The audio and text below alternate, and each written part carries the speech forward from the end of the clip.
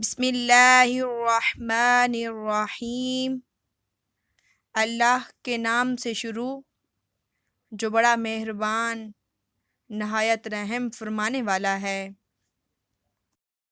حضرت علی بن ابی طالب رضی اللہ تعالی عنہ روایت کرتے ہیں کہ حضور نبی اکرم صلی اللہ علیہ وآلہ وسلم نے فرمایا، جس شخص نے قرآن حکیم پڑھا اور اسے حفظ کر لیا، اس کی حلال کردہ چیز کو حلال اور حرام کردہ چیز کو حرام سمجھا، اللہ تعالیٰ اس قرأت و علم قرآن کی وجہ سے اسے جنت میں داخل کر دے گا اور اس کے خاندان کے 10 ایسے افراد کے حق میں اس کی سفارش قبول کرے گا جن کے لیے دوزخ واجب ہو چکی ہوگی۔